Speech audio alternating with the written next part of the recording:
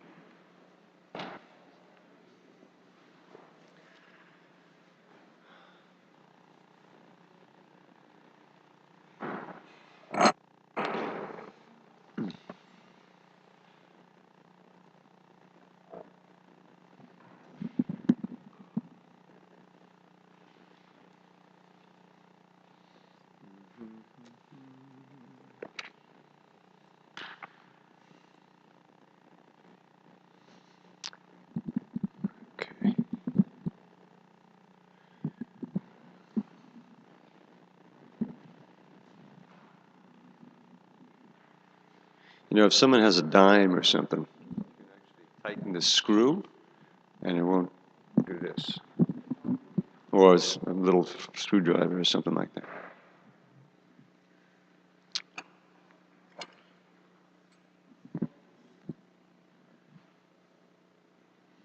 Here we go.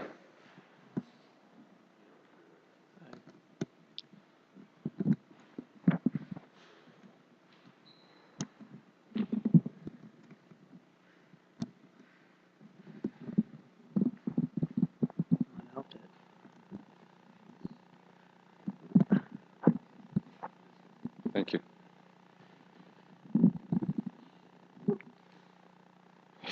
Jaya Radha Madhava Kunja Bihari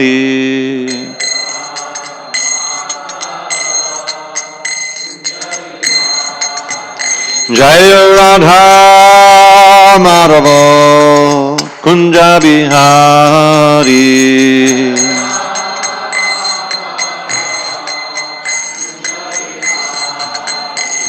Gopi Jana Vallabha Girivardhari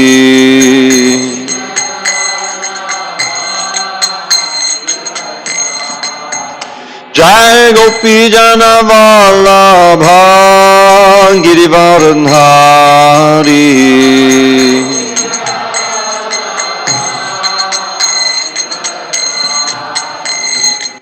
Yashodanandana Vrajajana Ranjana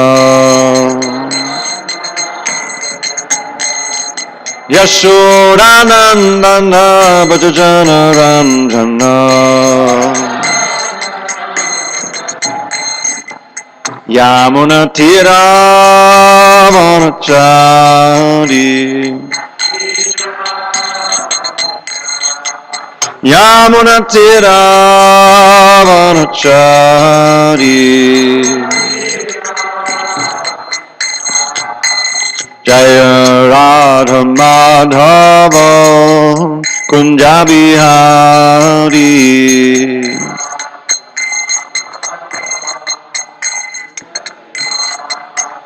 Jaya Radha Madhava Kunja Bihari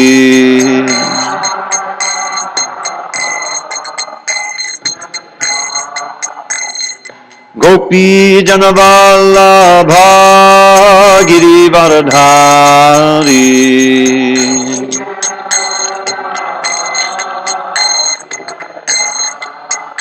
Jai Gopi Jana Vallabha Girivardhari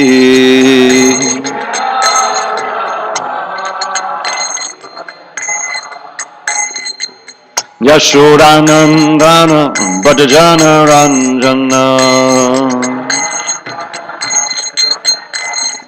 Yashodanandana Bhajana Ranjana Yamuna Tira Vanachari Yamuna Tira Vanachari Jaya Radha Madhava Kunjam Bihari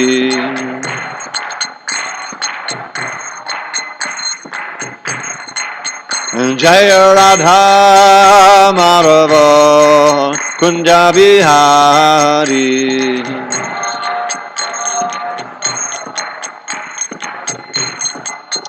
Jaya Radha Madhava Kunja Bihari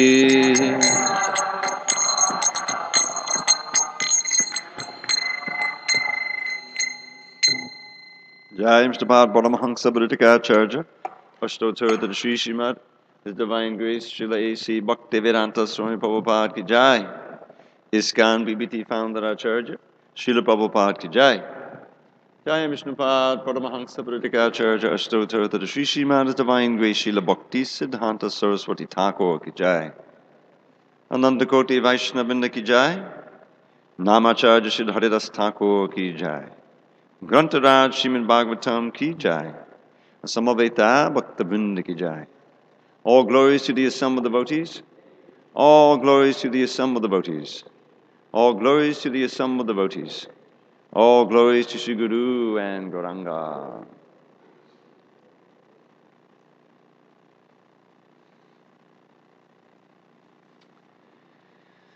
Narayanam namaskritya Narang chaiva narottamam Devim Sarasvatīm Vyāsam Tato Jai Mudiriyet.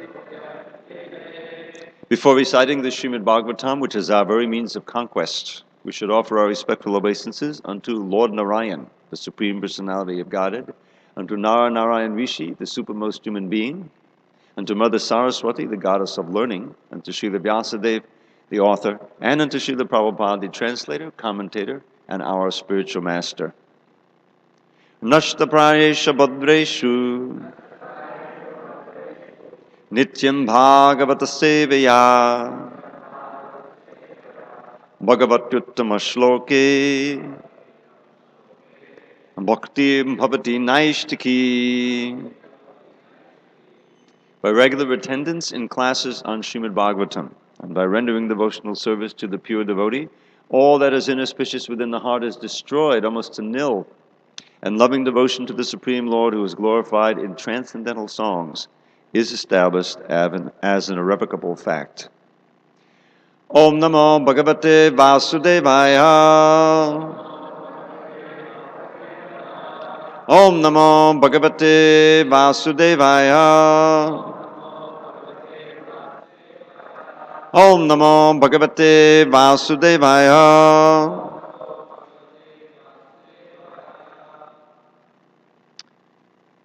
On this 23rd day of December, 2013, in Chicago, we're reading from Srimad Bhagavatam, 2nd canto, 2nd chapter, verse number 36. Tasmāt sarvātmanā rājan hariḥ sarvatra sarvadā śrotavyaḥ kīrtitavyaś smartavyo Bhagavān nṛṇām tasmāt sarvātmanā rājan hariḥ sarvatra sarvadā śrotavyaḥ kīrtitavyaścha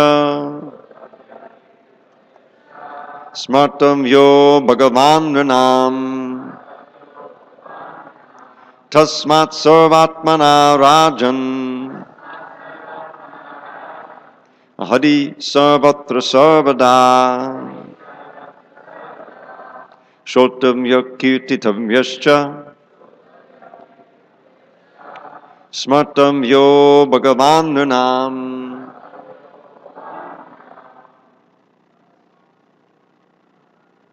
Tasmāt sarvātmanā rājan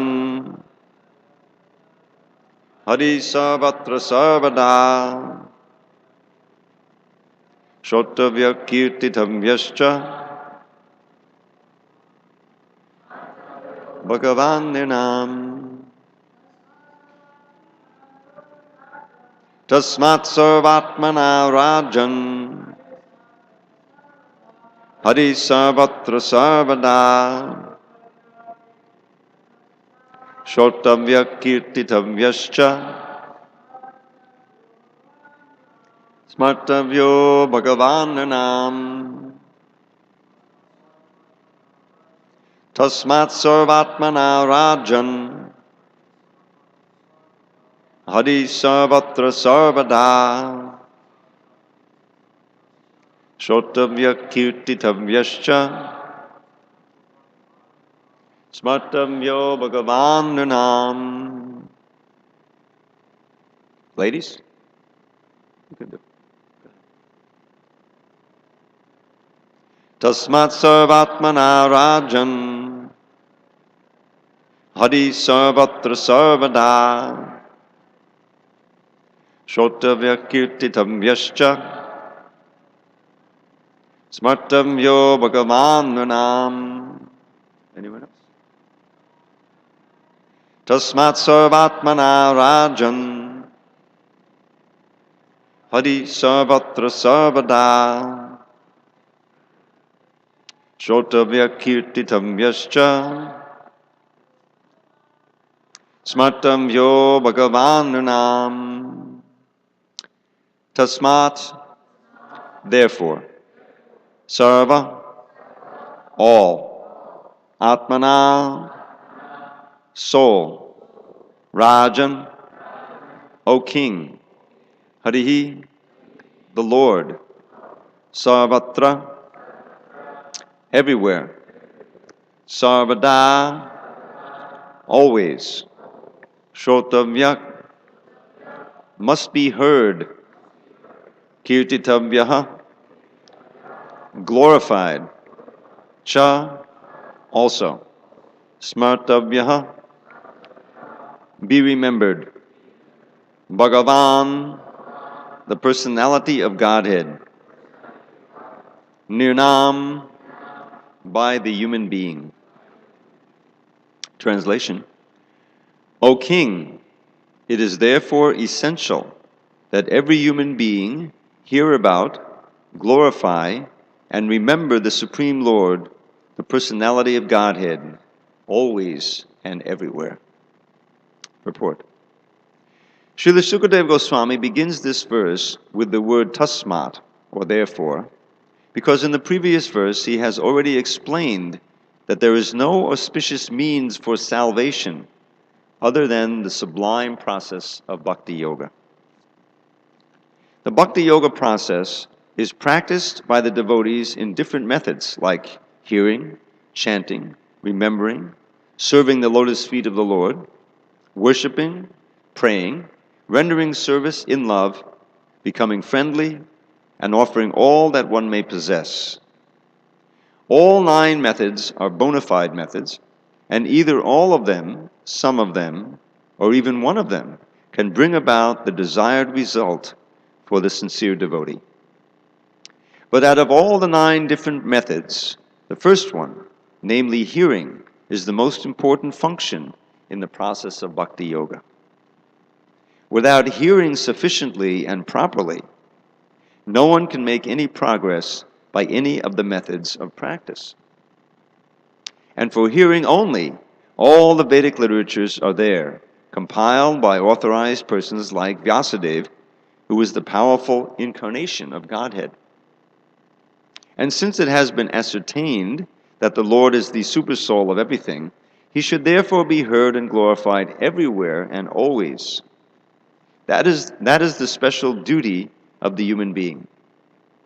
When the human being gives up the process of hearing about the all-pervading personality of Godhead, he becomes victim to hearing rubbish transmitted by man-made machines. I'm going to read that again. When the human being gives up the process of hearing about the all-pervading personality of Godhead, he becomes victim to hearing rubbish transmitted by man-made machines. Machinery is not bad because through the machine one can take advantage of hearing about the Lord. But because machinery is used for ulterior purposes, it is creating rapid degradation in the standard of human civilization. It is said here that it is incumbent upon the human beings to hear, because the scriptures like the Bhagavad-gītā and Śrīmad-Bhāgavatam are made for that purpose. Living beings other than human beings have no ability to hear such Vedic literatures. If human society gives itself to the process of hearing the Vedic literature, it will not become a victim to the impious sounds vibrated by impious men who degrade the standards of the total society. Hearing is solidified by the process of chanting. One who has perfectly heard from the perfect source becomes convinced about the all-pervading personality of Godhead and thus becomes enthusiastic in glorifying the Lord. All the great acharyas like Ramanuja, Madhva, Chaitanya, Sarasvatī Ṭhākura, or even in other countries, Muhammad, Christ, and others, have all extensively glorified the Lord by chanting always and in every place. Because the Lord is all-pervading, it is essential to glorify Him always and everywhere. In the process of glorifying the Lord, there should be no restriction of time and space. This is called sanātana-dharma or bhagavata-dharma. Sanatan means eternal, always and everywhere. Bhagavat means pertaining to Bhagavān, the Lord. The Lord is the master of all time and all space. And therefore the Lord's holy name must be heard, glorified, and remembered everywhere in the world. That will bring about the desired peace and prosperity so eagerly awaited by the people of the world. The word cha includes, in the verse, the word cha includes all the remaining processes or methods of bhakti-yoga as mentioned above. Om jnana timirandasya jnananjana shalakaya chakshu unmidatam mena tasmai Shri Gurave Namah. I was born in the darkness of ignorance. My spiritual master, Śrīla Prabhupada, opened my eyes with the torchlight of knowledge. I offer my humble obeisances unto him and all members of Sri Parampara. So, I thought I would choose this verse out of many that we could have chosen in the Bhagavatam, emphasizing hearing, chanting, and remembering. And as I was meditating on this class, I was thinking of the Bhagavad-gītā as well. We really should read the Bhagavad-gītā every day. The Bhagavad-gītā gives us all the processes of devotional service, the ontological position of Krishna, and it's an essential work. And so many times in the Bhagavad-gītā, Krishna is saying, fix your mind on me. He's telling Arjuna, isn't it? I was just thinking in the 12th chapter. The 12th chapter is called bhakti-yoga. Very short, very essential, to the point chapter, all about bhakti-yoga. And when Arjuna asks, who is the best yogi? Someone who's meditating on you, who's serving you, or someone who's meditating on the impersonal absolute? So Krishna answers very distinctly. He answers very, without any hesitation. Those who are meditating on my transcendental form, who've dedicated themselves to me, are the best. And then he reiterates that a few verses later. He says, Mayeva man āratsva mai buddhim niveshaya, nivasishyasi mayeva at urdvam nasangshaya. And he says there, just fix your mind on me. Engage your intelligence in me. Thus you will live with me always. You will come up. You will come back to Godhead. Ata urdvam na samshaya. There's no doubt about it. And there's many other places in the Bhagavad-gītā where Krishna is enjoining us to fix our mind on him. So this is the basic principle of yoga. And of course, bhakti-yoga is the highest yoga. And when we talk about hearing, chanting, and remembering, this is the most practical means and efficient means, especially in this age, for fixing the mind on Krishna. There's a beautiful verse in the Vedic literature that says, "Smartavyaḥ satatam Vishnu, vismartavyo na jatuchit, sarva vidi nisheda ksur eteyoreva kinkara." And what that says is, one should always remember Vishnu, Krishna. Smartavyaḥ satatam, always and everywhere, Vishnu. And one should never forget him. All of the vidi and nisheda, all of the rules and regulations, other rules and regulations, are servants of these. In other words, everything is meant to bring us to this point. Now, when I first read this verse, I thought, well, isn't this redundant? It sounds redundant, in the sense that you should always remember me, never forget me. Isn't that the same? But there is a subtle difference there, and it's an important difference. And it comes out in the difference between vidi and nisheda. Vidi and nisheda. Prabhupada calls it rules and regulations.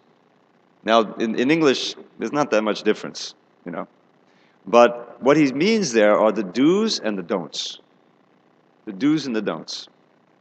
And we learn from the literature that the process of surrender to Krishna begins with the do's and the don'ts, accepting those things favorable and rejecting those things unfavorable. Now, there's a big list of the favorable and there's a big list of the unfavorable. So surrender is not such an easy thing, to accept everything favorable for devotional service and reject all the unfavorable things. So when it comes to remembering, the idea is that we should do all of those things that help us to remember Krishna. And we should avoid all those things that induce us to forget Krishna. Both sides are there. So all of the other things that we do, like coming to Mangal Artik, right? Prabhupada wanted us to do that. He set up the morning program. Come to Mangal Artik, worship the deity, worship the guru, worship the deity, all these different things. And everything else is meant to bring us to that point of always remembering Krishna. Now, Krishna doesn't just mean Krishna alone. Krishna means Krishna and Radha and all of the cowherd boys, cowherd girls. It means the devotees of Krishna. It means the spiritual master. All of these things. They're included. But that's the point. In other words, to focus the mind on Krishna, as he enjoins us in the Bhagavad-gītā. So in this Srimad Bhagavatam, now, this is the cream of all the Vedic literatures, right? In other words, this was written last by the great Vyasadeva. And as we learn in the first canto, that he'd written everything else but wasn't completely satisfied. And he was in some distress. He also suspected why. And then Narada Muni, his Gurudev, appears and explains why. Because you haven't sufficiently glorified and exclusively glorified the Supreme Personality of Godhead, his devotional service, his devotees, to the exclusion of everything else. Your other literatures may include some of that. Certainly the Mahabharata includes the Bhagavad-gītā. But there's so many other things in the Mahabharata that you can get diverted into. You know, it wasn't exclusively, and it didn't, sufficiently glorify Krishna in his especially the Leela in Vrindavan and so many other things. So as we heard these verses, so the instruction was you meditate. Maharaj was explaining, and in your trance you'll be able to understand. You fully will understand the Leela of Krishna. You'll have a revelation, and then you'll write that. And so he meditated. Bhakti-yogena manasi samyak pranihite amale apashyat purusham purnam mayam cha yadapashriyam. This is what the verse describing that. As it's explained, Jiva Goswami, he emphasizes this in the next few verses in his Sandarbhas. I know in Tattva Sandarbha there's a whole section describing, in other Sandarbhas it's mentioned. Why is it so significant? Because significant. Well, this is the actual way in which the Bhagavatam has appeared, through the agency of Vyasadeva and the trance of Vyasadeva. So he's having this revelation now. So what did he see in his trance of bhakti-yoga? He saw the Supreme Person, Krishna. Purna means the complete Supreme Person. And he saw his energy, in this case Maya, under his shelter. Which means that this is why he's known as a Achyuta. He can never fall under the influence of the external energy. So then, what's the next verse? Yaya sammahito jiva ātmanā jigunātmakam padopimanato nṛṇām yatkripam chavipadyate. So by that Maya, he's seeing all this in trance, what's going on. Sammohita jiva, the jivas in this world, the conditioned souls, are completely bewildered. Sammohito jiva. Ātmanā ātmanā pi, although they are transcendental to the three gunas, they're identifying themselves with the gunas, and therefore experiencing all kinds of suffering. And that's our situation. He's seeing us. Lifetime after lifetime, we identify with whatever body we happen to be in. Human, subhuman, superhuman, demigod body. We're always thinking, this is who I am. And various, unlimited varieties of states. We identify with that particular state. And we experience suffering because it's temporary. Birth, death, old age, disease. So, this is all due, and as we turn away from Krishna, we embrace the external energy, Maya, and she embraces us, if you will, and we're completely illusion. We develop all of these anarthas, lust, anger, greed, illusion, madness, identification with the body, fear. All of that is in the mix in our consciousness. So they have to be cleansed away. And the process is by bhakti-yoga. So the next verse says, Anartobhashamam sakshad bhakti-yoga madhokshaje. By devotional service to adhokshaja, to Krishna. Now this word is very significant, adhokshaja. It's used repeatedly in the Bhagavatam. And to describe Krishna. It's a name for Krishna. So Prabhupada describes it in one purport, when he's speaking, not a purport, but in a class, when he's talking about to 126, the verse Savai Pungsang Paro Dharma. Adhoksha Ja, it's made of three different elements. Adha, Aksha, Ja. Now Ja, when you see Ja, it always has something to do with generation or birth, like Janma. So Aksha Ja refers to the knowledge or understanding that's generated from your senses, led by the eyes. Aksha, that stands in for all the senses. In other words, material knowledge that we can glean from our senses and our mind. But as we know, it's limited. The mind and senses are imperfect. We have these four defects. The senses are certainly limited. Our mind is certainly limited. So any knowledge we glean cannot give us accurate knowledge about that which is beyond the senses, obviously. And that's the supreme transcendence, the absolute truth, who is transcendental. So Ada means down. So Krishna is completely transcendental, beyond the range of material mind and senses. He defeats all material knowledge, all material attempts to know him. But that's who we have to serve. So how are we going to serve something we can't see, we can't perceive, we can't understand? We need an intervention from Krishna himself or from his representative. And that's why it always says the Tattva-darshi in the fourth chapter. From someone who has seen the truth, that's who you have to surrender to and serve and ask questions. And then they can impart knowledge to you. And so, understanding that people are in distress, it all emanates out of compassion. Vyasadeva is seeing the condition, especially in the coming Kali Yuga, that people are going to be suffering so much. And being a real Vaishnava, one of the phrases, Paradukka Dukki, who can say what that means, Paradukka Dukki? Exactly. It's just the opposite of, they had this thing in the war, came out of the Schadenfreude. You ever heard of Schadenfreude? Paradukkha Sukhi. Yeah. You had this, like, the vicious mentality. Just the opposite. Devotee is very kind-hearted. Paradukkha Dukhi. You're empathetic, sympathetic to others' suffering. This is part of, a real Vaishnava. So Vyasadeva is feeling that, as are all the sages in Naimisharanya. They're concerned about us. And so, he wrote all the literatures for that purpose, but now this is the key one. This is the final one. And so he's in his trance. He's saying, anarto, the anartas, anato pashamam sakshad, can be directly mitigated, wiped away by the process of bhakti-yoga. But alas, lokasya janato. The people don't know that. They're in ignorance. Therefore, he wrote the Srimad Bhagavatam. You see. And then the very next verse talks about hearing the Bhagavatam. What's it? Yasyam vai shuyamanayam krishne paramapurushe bhakti udpadate pungsa shoka moha bhayapaha. And by hearing this literature that he's about to write from this inspiration, it is saying there that bhakti to Krishna awakens automatically. Krishna, the devotional service to Krishna awakens in the heart of the conditioned soul because it's already there. The idea is not something new. It's already there, but it's covered. It's being misdirected to this material energy, the natural affection and love. And what's the first, not the only, but the first benefits of that? Shoka, moha, bhayapaha.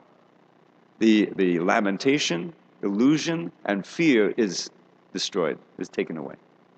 And beyond that, we know that you actually experience the higher levels of bhakti. Attachment to Krishna, ecstasy, love for Krishna, all of it comes about by this. So, back to our verse. So hearing is so important, but hearing what? Hearing Bhagavatam, or those words that are in the line of the Bhagavatam. In other words, hearing directly about Krishna from the proper source. And so, at the end of this chapter, now there's a whole development, as in any book, there's a logical development here. So there's been a series of verses beginning with the very beginning of the second canto, 2:1, 2, 3, 4, 5, which is answering this basic question of Purport, which we should all ask. What should one do? What should one think about? What should one hear and chant? How should you direct your mind as death approaches? Remember, it's a very dramatic situation, as the Bhagavad-gītā is also. Purport has been cursed to die in 7 days by this bite of this snake bird. And so he naturally asks, well, what should I do? What should I think about as death approaches? And so the first verse of the second canto, he praises the question. Bodhiyanishate prashna. Very nice question. The answer to this question can benefit all humanity. When discussion of Krishna takes place, the hearer, the chanter, and everyone who's listening benefits enormously. When there's a proper hearer and a proper chanter. That's reiterated in the Bhagavatam. So who could be better hearers and chanters? The Purport is the ideal hearer, and Śukadeva is the ideal chanter. That's the point. So Śukadeva praises the question, and then he describes, as Prabhupada does here in the Purport, how the materialistic sound vibrations are bewildering everybody. And they have millions of other subject matters besides this. Śrotavyaḥ rājendra nṛṇām santi sahasraca apashyatam atmaktatvam griheshu vihamedinam. The basic principle, those who are dedicated to materialistic household life, nowadays, even to have a household life is thought to be, this is the ideal if you're going to have materialistic household life, Because so many people, they don't have a proper house, the marriage is broken, the children are over there, they can't get a job, they're threatened to be on the street. Household life is like the American dream, right? But here he's condemning that. You know what I'm saying? Oh, let me have my own house and, in the suburbs, That's condemned here. Because it's simply focused on material energy, completely forgetting the soul and your relationship with Krishna and everything. So they have millions, and what's the function? We went through this in our little seminar, He gives two verses, At night, wasting time, sleeping too much, or having sex. During the day, running around trying to make money. And then on the weekend, spending the money to maintain the family. Yeah. That the kutumba baranenava, he directly says. And in all of this, one feels that I'm protected by my strong body, by my family, by my insurance policy. And these are called fallible soldiers. They cannot really protect you, you know. And so then this theme comes up of seeing. They see but don't see. We've seen who has survived in this world, you know. So many plans, you know, all the people who were born in the 20th century, early 20th century, they're all gone now. You know, they were the heroes. They had their plans. They had their empires. They had their families and everything. It's all in the dust. So there's no hope. But people are fixated on that. So then he has a verse very similar to this one. Tasmāt bhāgavata sarvātmanā Bhagavān Ishvaro hariḥ. Here we go again. Śrotavyaḥ, kīrtitavyaś, smartavyo, chaichitavayam. Now, ichitavayam. If you want fearlessness in the face of death, and we should all be conscious of that. This is one of the elements of knowledge. Janma mrityu jara vyādi dukkha doshana darshanam. It doesn't matter what age we are in, we are. Death could be around the corner, you know. So this is part of the gravity of Krishna consciousness. It's serious business. So in that situation, which we all face, but you know, he was facing it very dramatically because he was cursed to die in 7 days.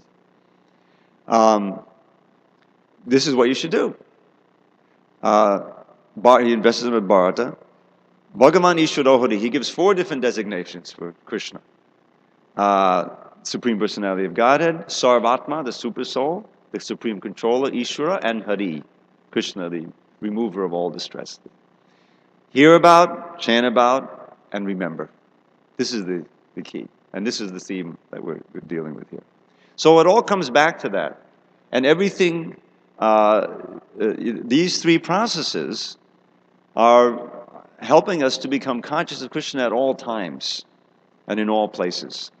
Because after all, this is what you know, our goal is. Our goal is to become fully Krishna conscious. This is the Society for Krishna Consciousness.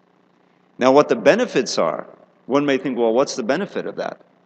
Well, the benefits are like, you know, more than anything you can imagine. Just think of like the basic, well, here, I'll read the next verse. There was another quote that I had here. Beautiful expression. Again in the 2nd chapter. Yes. This is now Purport speaking, and he is encouraging Śukadeva to go on reciting the Bhagavatam. This happens repeatedly, you know. And there's this wonderful description here. I'll just read this little section here. So now the Purport is speaking, and he's hearing the Bhagavatam, and he's saying, Shunvatak shadaya nityam grinnatas chasvacheshtitam kalena nati diyugena Bhagavān vishate radi. Persons who hear the Srimad Bhagavatam regularly and are always taking the matter very seriously will have the personality of Godhead, Sri Krishna, manifested in their hearts within a short time. And then the next verse, Pravishta Karnarandraina, the sound incarnation of Lord Krishna, the Supreme Soul, that is the Bhagavatam, enters into the heart of a self-realized devotee, sits on the lotus flower of his loving relationship with Krishna, and thus cleanses the dust of material association, such as lust, anger, and hankering. Thus it acts like autumnal rains upon the pools of muddy water. Now just think about that a second. You know, the Bhagavatam itself is an incarnation of Krishna in sound. And so when we hear, and remember there's a quality to the hearing. That quality is mentioned throughout, at the beginning of shushu sho. You remember this word, shushu sho? It means with one pointed attention and with receptivity. Prabhupada called it submissive oral reception. In other words, there's a quality to the hearing. And generally speaking, the mind is giving so much static, you know, because this is a challenge to the materialistic mind. In other words, we as conditioned souls, we're used to not surrendering to Krishna. We're used to trying to be independent and trying to be independent enjoyers and controllers. And so the mind is in that state. Now, the intelligence, and this is the key element in human life, is that we have, that's what really distinguishes us from the animals, is the higher intelligence. We can direct the mind, and we've all experienced it. You get up, it's time to get up. If you don't get up now, you're not going to make it to Mangalarti, right? But that's just like your most modsy time, right? And you have to make that decision. And like in Chicago, now in San Diego it's a little easier, but in Chicago, New York, where we were, it's usually very cold, and you're in this nice warm sleeping bag, So the mind is telling you no, and the senses are, are also telling you no. But then, you remember, and this is the key. This is what you've internalized the instruction of the spiritual master. And if you're in an ashram, there's the peer pressure. What are they going to think about me? I want to be a good devotee. So there's all of these things, and then the critical decision comes, and you break out of that sleeping bag or whatever it is, and you run into the shower. Now I remember, like some of the biggest surrender was had because there was no hot water in Brooklyn at that time. I don't remember. And it was, winter time, like now. And then there's cold shower. It's a cold shower, So the mind, but if you get in there and you take your, 20-second cold shower and you jump out, I'm a yogi. You feel like a yogi, Not bad, and run off to Mangalarti. But it's really like that, so there's all of this, the mind and senses are pulling one way, the conditioned mind, But as you get into it, you habituate it. And this is why nityam, every day. Then it becomes easier. The mind becomes surrender, to even these elements, which are important. So there's a struggle. And this is what sadhana is all about. But the mind is not so easy to curb down because it's been many, many millions of births that we've cultivated all this conditioning. And so it's this is where the sadhana comes in, to be able to focus the mind and surrender and hear properly. And that's why chanting is so important. Notice that a kirtan, everybody gets to chant, right? It's not just a performance. Sometimes it can devolve into that, but that's not what it's meant to be. I chant, you hear, you chant, I hear. We're meant to be constantly hearing, chanting, hearing, like that. Because as Prabhupada says, the chanting confirms the hearing. So when you chant, that if you're chanting and hearing nicely, you're automatically remembering. This is another thing that's mentioned here. That chanting and hearing, you got to be fixed.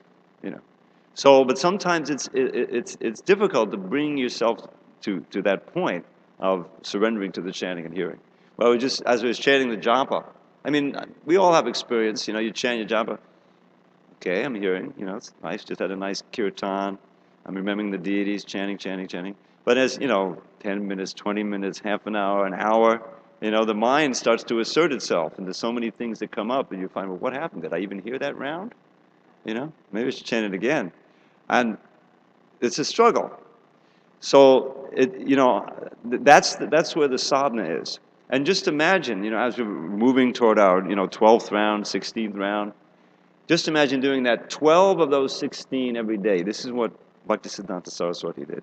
That's the 192 rounds. That's your 300,000 names. It's actually more than that. To get to that 16 rounds, we feel, oh, okay, we've met our quota. But just imagine that that's 1/12 of what you've set the quota is.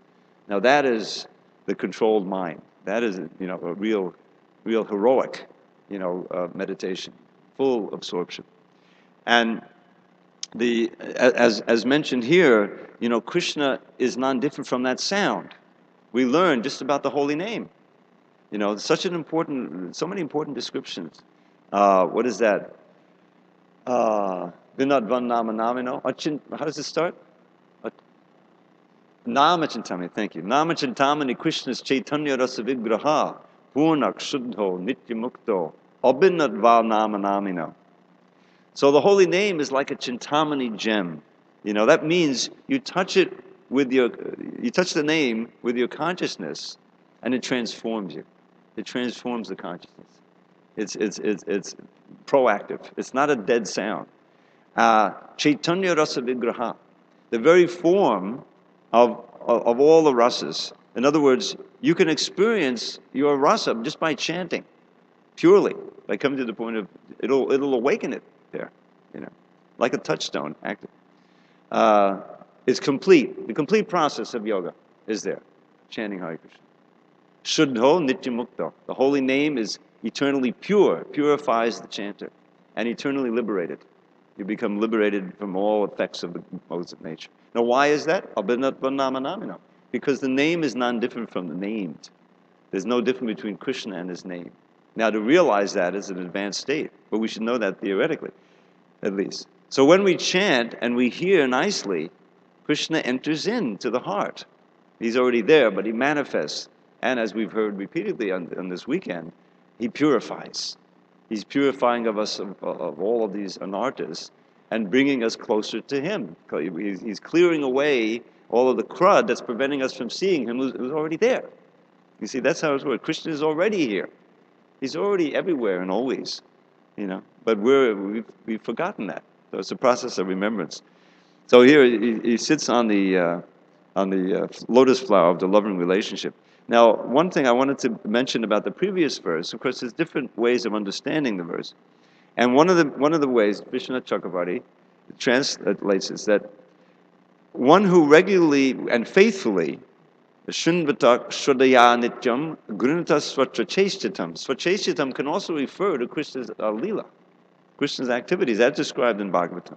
So one who is with faith always hearing Shrunvata and chanting repeatedly, repeating the lila of Krishna, the activities, quickly, without after a long time, Bhagavān, Krishna enters into the heart. In other words, you feel his presence, and the impurities are quickly removed. So that's, this is now the next verse here, there's so many nectar verses, and we're going to have a practical, I want you to take something practical away from this little discourse, and that is, we're going to all memorize a verse before you go. Now don't freak out. It's an English verse. But it's something you can take with you, and you can pray to the deity. So that's a coming attraction. So here at the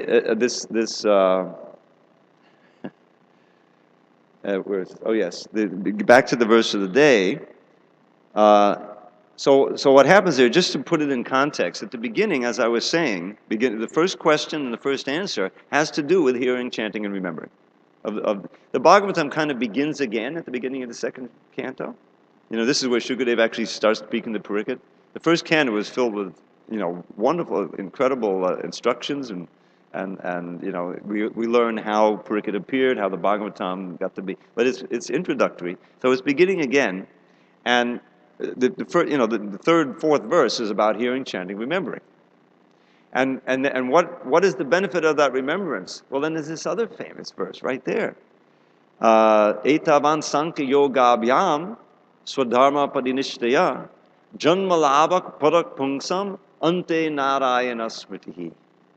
The whole idea is we need to remember Krishna at the end of life, when this body finally falls. That's the final exam, at least for this go-around. Otherwise you're left back. You got to repeat the course, right? So we want to try to get to that point. So here it says, whatever you do in terms of sankhya, your discrimination and an analysis of this world, of yoga, or activity in your swadharma with varnashram dharma, it will be successful. Your birth will be successful if you could remember Narayan, Krishna, at the end of life. And that's the next verse after the one I just quoted. So that's what we're training for. Now, he starts with that, and then he goes off, and Parikshit asks, well, how should we practice yoga? And then he starts to talk about meditation on the super soul, and he even gets into talking about meditation on the Virat Rupa, to see Krishna everywhere. And this is important, because the question always comes up, well, how can we do this? This is like hearing, chanting about Krishna always. I have to deal with my co-workers. I have to go do what I have to do. in order to keep body and soul together in this world. I can't always be hearing and chanting about Krishna. Okay, well that's a valid point. How can we increase our remembrance of Krishna even when everything around us is non-Krishna, so to speak? Well, one of the ways, this practical way here, he's saying is, well, see everything as part of the form of Krishna. This is what the whole meditation on Virat Rupa is. Virat Rupa, or the universal form, and there's different varieties of it, but the universal form as described here most often in Bhagavatam 4 or 5 times, is a way in which you can see the whole world as part of Krishna. In other words, everything becomes sacralized, becomes sacred. You never see anything as separate from God. It's not just the sun. You don't just see the sun, but you see the eye of the Lord. You don't just see the river, but you see, oh, these are the veins of the body of the Lord. So that's here in the second canto, in the first 2 chapters. But then, now he's come to the point of saying something different. He's saying, but, because after all, Purport is there. He's not going to get up and start walking around and looking at the universal form. He's eventually, he's going to hear the 10th canto. So he comes back to this point that we just read here. And then the next verse, yes, is this wonderful verse I share with you. I think we did this in the seminar. But here's what the Bhagavatam is all about, because you're meant to drink it. In other words, there's so much nectar in this Bhagavatam. Very 3rd verse, drink it. It's the ripened fruit of the Vedas, as Prabhupada said in his immortal words in the synonyms of that verse, semi-soft and easily swallowable. Like a mango that's so ripe you practically have to drink it. That's what this Bhagavatam is. Super sweet. So here's this beautiful verse. Pabanti he bhagavata-ātmanā satam katam mitam shavanabhuteshu samvitam punanti he vishayavadushatashayam vajanti tat charanasodorohantikam. Such a wonderful shloka. The last verse of the 2nd chapter, if you're interested, of the 2nd canto. Those who drink through all reception, fully filled, fully satisfied, with the nectarian message of Lord Krishna, the beloved of the devotees, purify the polluted aim of life known as material enjoyment, and thus go back to Godhead, to the lotus feet of Him, the personality of Godhead. This is the last verse of this chapter. So this is what is in store for us. If we actually cultivate this process, and we maximize our hearing and chanting and repeating and giving this chance to others to hear and chant. That's what the preaching movement is all about. Then we can begin to hear the Bhagavatam as pure nectar, the holy name as pure nectar. That's a famous verse. We can't, it's not such pure nectar now because our minds are covered by ignorance. The tongue is covered by the bile of ignorance, as in Upadeshamrita. So what's really sweet doesn't taste sweet, but it has intrinsic sweetness. And it'll become sweeter and sweeter. So these are some of the things I wanted to share. Let's see.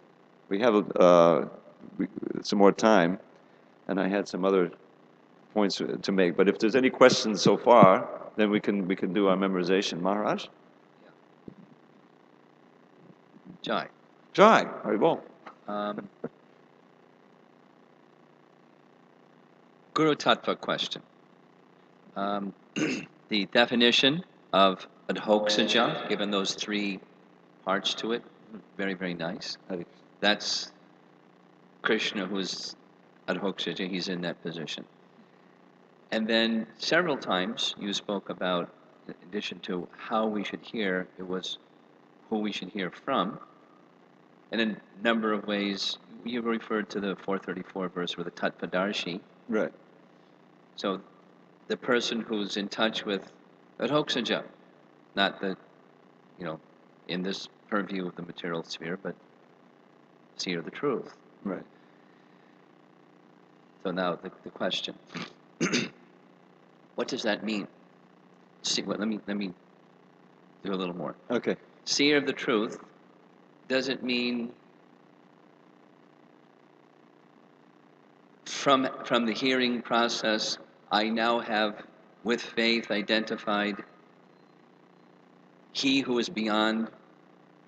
So it's theoretical, Mm-hmm.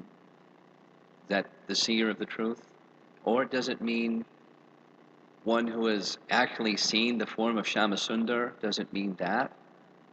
Because he's the absolute truth. Right. Govindam he's, so when we're wishing to hear from the right source, we have to hear in the right way, but we also have to identify the right source. How do we go about that?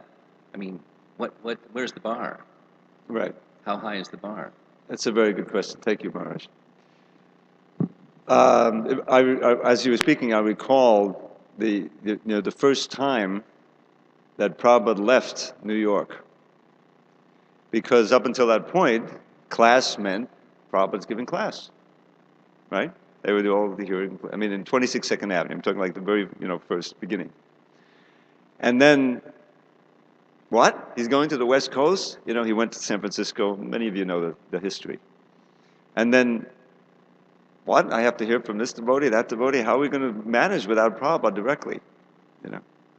And so, it was understood gradually. Okay, well, we'll repeat what we heard from Prabhupada, right?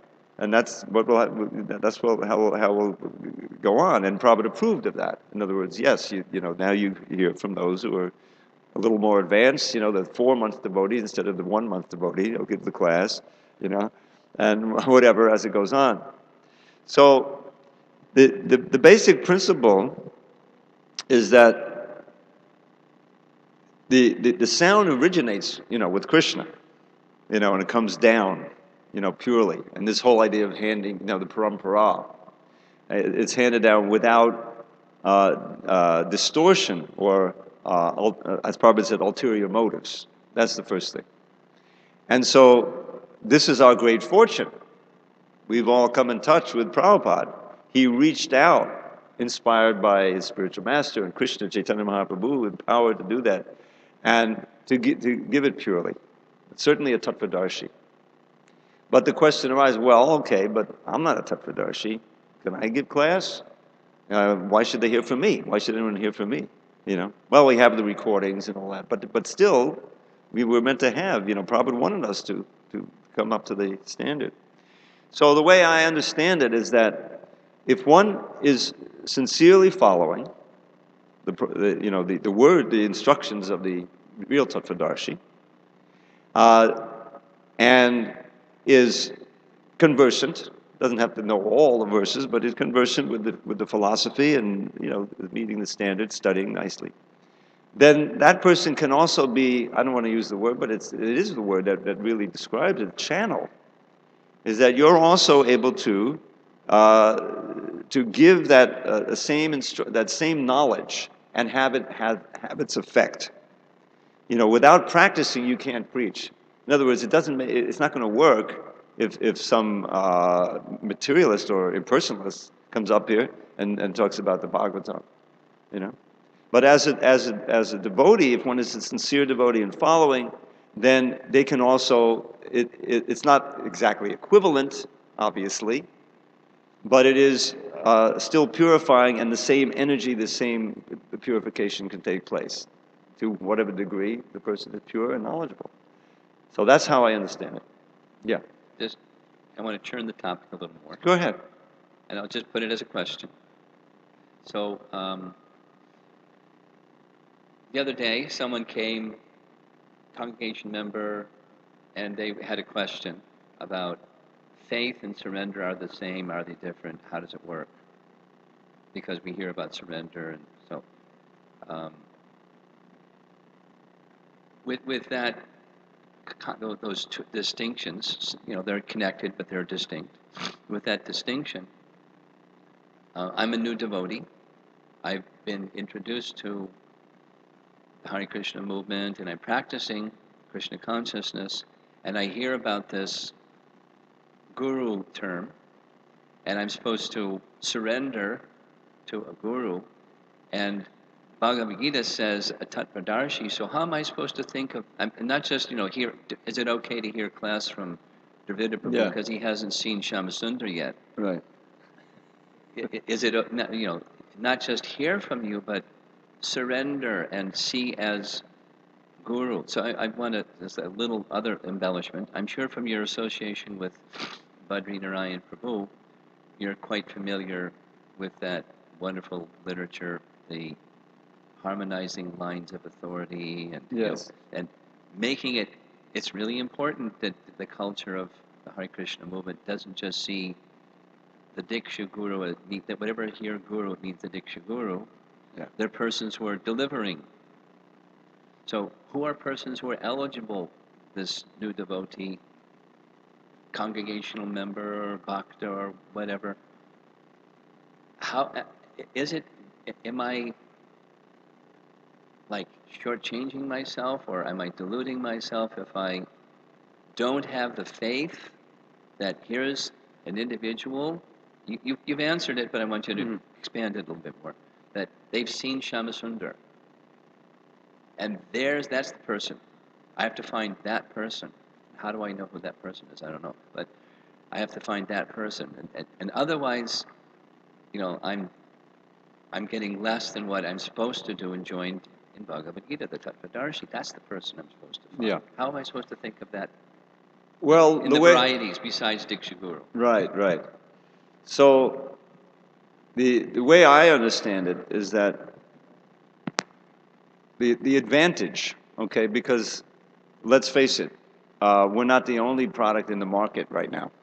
In other words, with the advent of the internet and devotees going everywhere, just the way history has developed, you're free to run off to Radhakund. No one can stop you, and see if you can find somebody who you feel is, seeing Shyamasundar in his heart at every moment, Radha Shyamasundar. That's possible.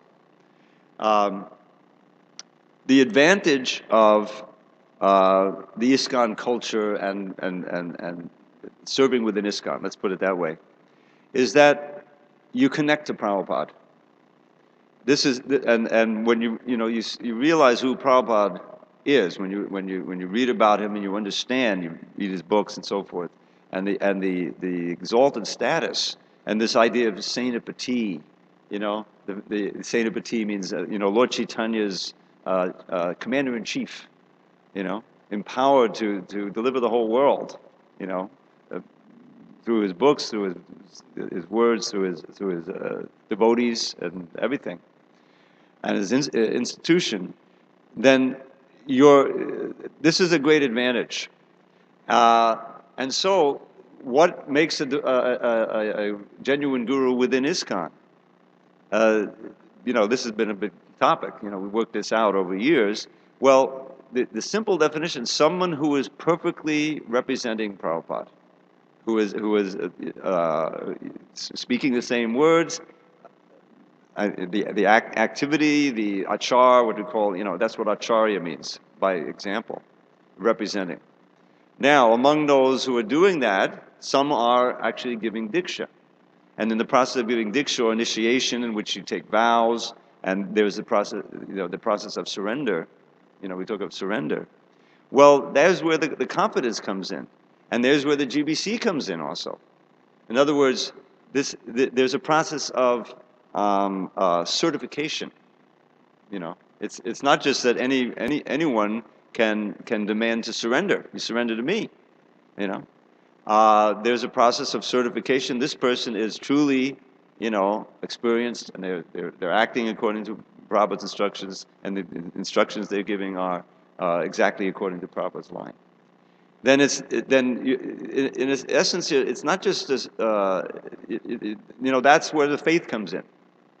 Is that you can have the faith in that person and in that activity because of the substance of the person and what they're doing and what they're saying and what they know.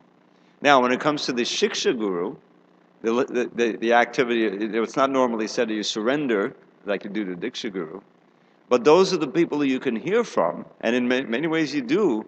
They instruct you to do practical service and so many different things.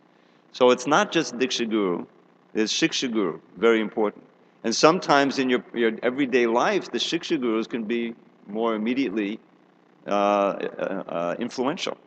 It's a fact. Or it even happens that as it's happening, Diksha Guru may leave the planet. And so you're in the care of Shiksha Gurus. And we read the first chapter. Everyone interested in progressing has to read the first chapter of the Adi Lila. It deals all with the tattva of the spiritual master. The shiksha and dikshu, their relationship, and how they're non-different but different, and so forth. So that. But before I ask another question, did I cover that, or do you want to add something, Maharaj? Okay. We could keep going, but that's fine. All right. That's a big question. Go ahead, brother. Bring the mic around. All right. Hare Krishna. I found one for Maharaj's questions. I found you can see Canto 9, Chapter 8, text number 22. 9:8:22. Yes, and All right. at the end of the purport, Prabhupada wrote, then it will be one day, it will be possible to see the Supreme Personality of Godhead face to face. Can you see? Okay. I was able to find the reference. So he's glossing. When we say gloss, like we have a glossary where it explains the names, gloss is another way of saying commenting on. So he's glossing the verse apavitra pavitro va sarvavasta, right? So which means whether one is impure or pure, or he's been through all kinds of situations, one who chants the name of Krishna, or remembers Pundarikaksha, Krishna, the lotus-eyed one, becomes purified inside and out. To keep ourselves eternally clean, we should bathe 3 times a day. Internal cleanliness means the heart chanting the Hare Krishna mantra. The members of the Krishna conscious movement must always follow this principle, staying cleansed within and without. Then it will one day be possible to see the Supreme Personality of Godhead face to face. Right? So you're asking, when is it going to happen? You've been a member for some time and you haven't seen Krishna? What's your question? Yes. Prabhupada is speaking the truth there.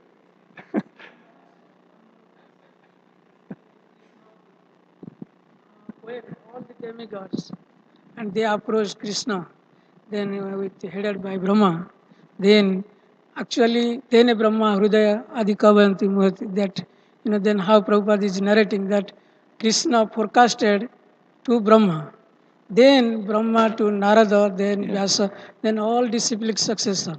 So that, for in my understanding, Diksha Guru is most important in this What sense. is the most important? Diksha Guru is most important in the sense to see Krishna face to face, because it is already. We are following the principle of seeing through hearing.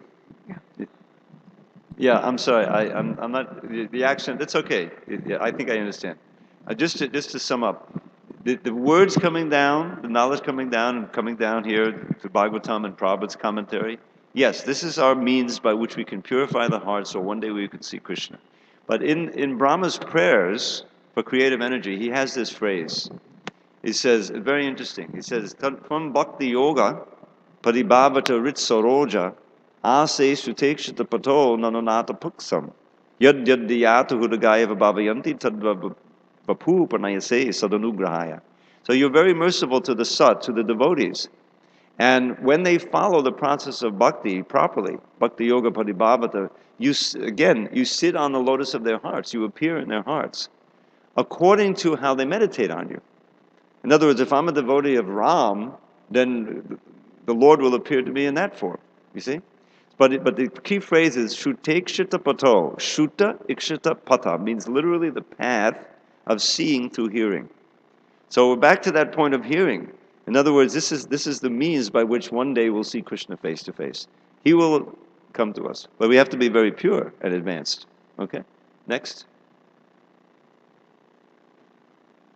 Hare Krishna, Prabhu. Haribol. Thank you very much. Prabhu, my question is, like number of our acharyas, they spent like many years chanting and hearing in seclusion.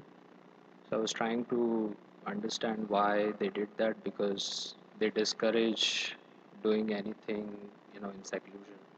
They discourage doing anything? Chanting and hearing in seclusion. Yes. And I'm not even referring to the acharyas in Mahabharata and Ramayana time period, like Vyasa, Narada, but like just contemporary. No, we heard Bhaktisiddhanta spent Yeah. so many years, yeah. So I was trying to understand why they went into seclusion to chant and hear. The point is that there's an intensity, a focus that you can get if you're able to do that, when you're alone and you're chanting. You'll find oftentimes in the descriptions of Lord Chaitanya's associates, or even Lord Chaitanya himself, that he was off alone in a garden somewhere chanting his japa. But kirtan, he was always with many others. So that secluded, part of our sadhana, is meant to be the japa. Now we're meant to, chant together, but I really appreciate how in this temple everyone chants to themselves. You know what I mean?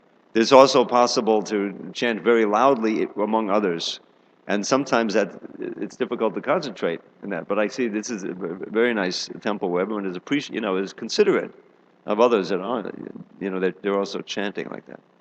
So, this seclusion is a point where you get very, very concentrated, and you're able to focus. The whole thing, comes down. It's all integrated, just like Krishna described in the 6th chapter. From wherever the mind wanders, bring it back. So there are levels of concentration and absorption all the way up to the point of samadhi, which means full, unbroken attention. And sometimes I think we don't feel that that's possible for us, but that's the ideal. That you're never forgetting, you're not deviating at the moment. So this is why in seclusion sometimes it's possible to do that more effectively. Now, the great thing about Krishna consciousness is, well, if that's not possible, kirtan. The real Yuga Dharma is kirtan, and even amongst all others, the more the merrier in that kind of meditation, and you can become fully absorbed. So it's not really, the two work together. We'll find, if you have can come to the kirtan, we shouldn't neglect. Whenever there's kirtan, we should try to take part. And that will help your japa, that will help your focus on the holy name, and vice versa.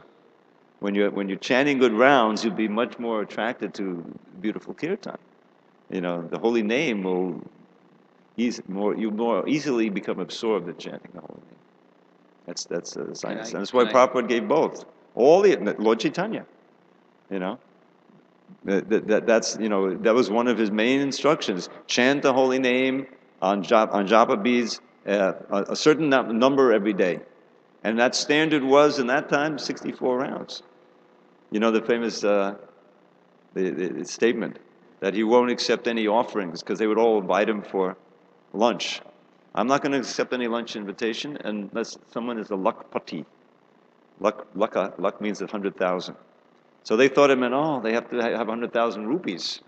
And his devotees were simple. They were rich, so they were all lamenting. He laughed. He says, no. It means you chant 100,000 names at 64 rounds. So that was the standard coming to Gaudiya Math. Prabhupada made it easier for us. By his blessings, we can go back to Godhead with 16 rounds. But we have to spend all the rest of the day, ideally, preaching and chanting and working to spread the holy name. Maharaj? Just want to add, his specific question, as I understood it, was, why is there discouragement from Nirjan Bhajan when many great personalities seem to have done that? So just that was your question. Why are we discouraged from doing that ourselves in the International Society for Krishna Consciousness? Well, and not only in ISKCON, but before, like Bhaktisiddhanta discouraged it. Right. And people are not qualified, but they would imitate those that are qualified for the wrong reasons, and then spoil the reputation of sadhu, and do nonsense monkey business, literally. Yeah, one of the things that we have to remember, You know, Bhaktisiddhanta created a revolution, and one of the revolutionary things was the organization, the real, you know, the mass organization, in which you have many mats or temples, and you have people following the same, and they're working together, you know, printing the books and distributing. That was going on in Bhaktisiddhanta's. So when it comes to that, the Nirjan Bhajan is kind of a centrifugal thing, you know, that goes off. Well, I'm doing my own thing, you know. Please don't try to engage me. I'm doing 64 rounds and going around, you know, Govardhan. That's what I'm doing for the next 6 months, you know. So don't ask me to do anything. So people have their own ideas, and it becomes, as Maharaj said, it can become a pretense. So in order to work together and to have a movement which can be effective for spreading Krishna consciousness, we need to do things together as much as possible. Now, there are times where, you know, like we go to Vrindavan, probably want us to go to Mayapur and Vrindavan for festival, where there's more time for that. Devotees say, oh yeah, okay, well now I can easily chant 64 rounds, because that's what's going on, you know, it's a festival time. There's more time or extended kirtan. That's really, you know, the thing that we're into. Extended kirtans, hours and hours, you know. There's a devotee, some of you know, Jamil, famous, you know, from Montreal. He invited me to go to Brazil. They had a 72-hour kirtan. 72 hours, straight, you know. I said, okay, well, people were leaving at times to take a shower. I said, no, 72 hours, you know, that was the standard, you stay there. And I said, now we're going to do 108 hours of kirtan. I said, oh my God, inconceivable, you know. I don't know if that, you know, but at least, you know, hours, that was the standard in the movement. You know, this is how the movement engine started. Devotees would go out for hours on Harinam and become so purified just from chanting Hare Krishna on the street. And then, you know, they would be able to follow the principles and move on from there, and that's how it developed. So there's a time for that. Just like here in this festival, so many times kirtan is going on. We shouldn't neglect it. So this is this is how we get more bhajan in. But mostly we're into doing things together because it fosters honesty, you know. Yeah. Jai Jagannath. This is coming from Maharaj's question. It's a follow-up question to your answer. Lord Chaitanya says in the CC, Ye Krishna Tattva Veda Se Guru Hoy, that this is the, like, I guess, a general qualification of a guru, that he knows the science of Krishna. Right. And in another purport in the Anjali, Prabhupada talks about how a Vaishnava is self-effulgent, which is maybe something you can comment on also in your answer. My question is stemming from your answer about a GBC certified guru. My question is that what if one does not have any attraction or faith in those who are GBC certified gurus, but they know the science of Krishna as such, and one's heart is more attracted towards such personalities? Now, I see the value in a GBC certified guru system in terms of managing an institution, but my question is just more philosophically speaking. If my heart is attracted to someone who's not GBC certified, but who knows the science of Krishna, how does that work out in the International Society of Krishna Consciousness?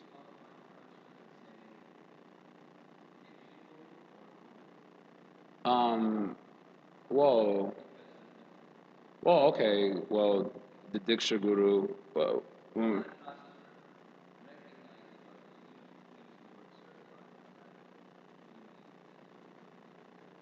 Yeah. Exactly. Yeah.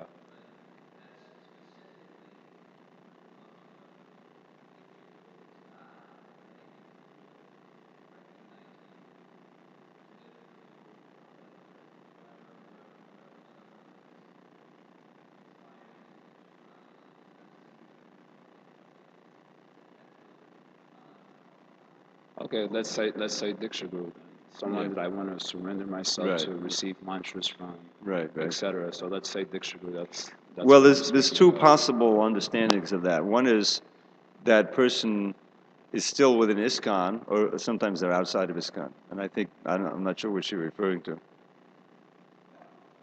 Within ISKCON. Yeah. Well, there's no, it's very hard to, this came up a long time ago, to legislate the heart. I have faith in this person. And there are different things that can take place. One is that you can wait. In other words, generally speaking, someone who has that kind of influence, they after some time they'll also become a Diksha Guru. That's one thing that may happen. But if that's not feasible, and you have an urgency, after all, there is an urgency at a certain time in your devotional life where you really want to get initiated and take that important step, then that may not be feasible. The person would say, well, I don't know if I'm going to be initiating anytime soon like that. So then there can be a relationship that can develop, because usually if someone is within ISKCON, they're working in a certain area, and there are maybe some initiating guru in that area. So what is the relationship between that person who has gleaned your faith and the one or more Diksha Gurus who are generally initiating in that area? We don't have zonal anymore, but or with the Guru Varga in general, the Diksha Guru Varga, let's call it, the number of Diksha Gurus. So there can be some kind of relationship developed there that says, okay, yes, this person, you can get a lot of shikshas from them, but I'll give you the holy name and the vows. So really, because the surrender process, the way I see it, it's not just that you're taking, because surrender means taking shelter also, You're taking shelter also of the whole institution. Because, honestly speaking, we've had over the years, injury to the movement, because people who've taken shelter of others, then the person goes off. Well, what happens to those devotees? And the encouragement, well, you still have shelter within ISKCON, you have shelter under Prabhupada. And ultimately, if the faith is built up again, you can take shelter of someone else. I mean, this is practically what's happened. And you say, well, okay, I don't want to risk that, And therefore, a lot of things have happened. I don't want to get into all the details.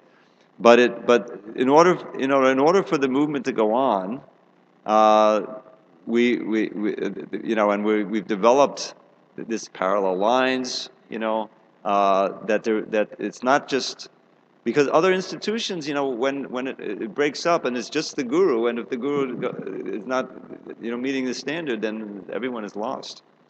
So the Prabhupada's strength, his coming from Bhaktisiddhanta was the GBC. It's not just you and your guru and that's it. There's a whole array of senior devotees that can protect you.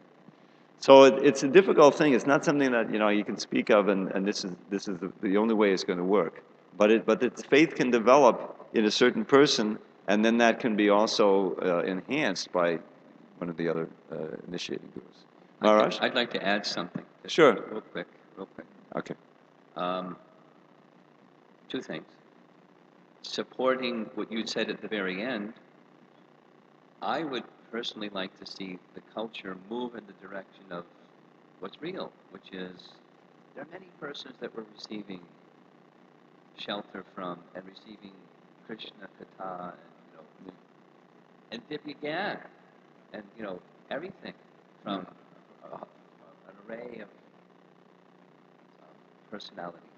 At the same time, the second point, that the taking shelter of feeling the calling to, especially I feel affinity for this particular person who, for whatever the reason is not in the near future wishing to be a Diksha Guru for others, or isn't going to do that.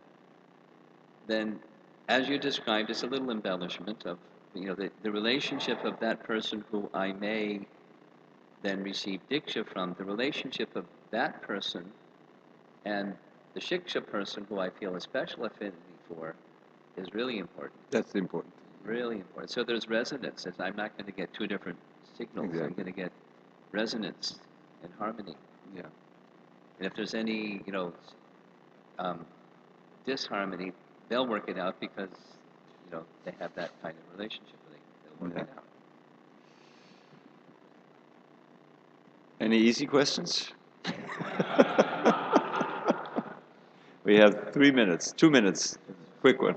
Small question, maybe Maharaj can continue, you can help Prabhu. Yeah. This is a common question going in ashram that let's say if a person is initiated in ISKCON, disciplic succession by a particular Maharaj, and he is not getting what he wants in this ISKCON movement. He is not getting enough information, enough knowledge, or enough Krishna consciousness what he wants in this movement.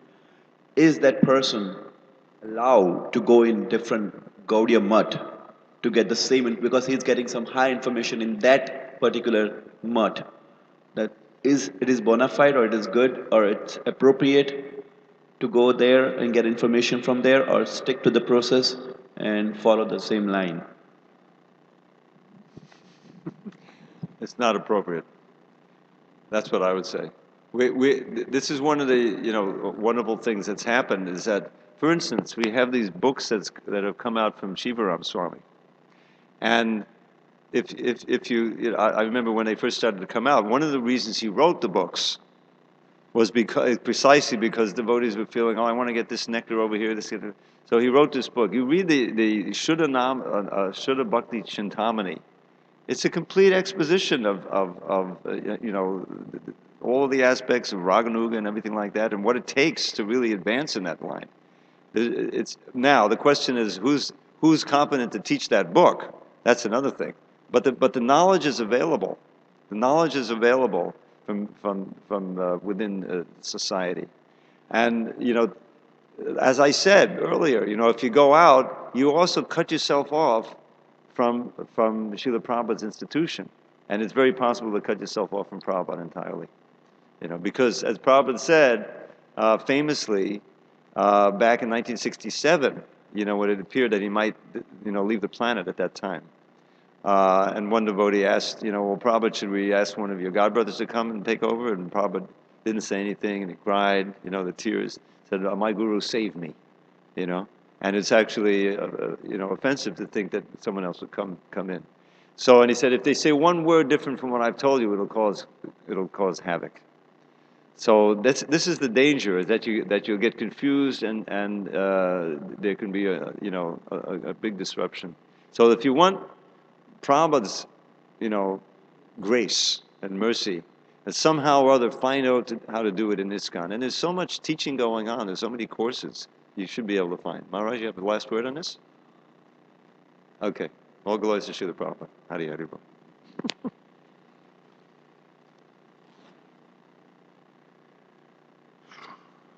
Hare Krishna.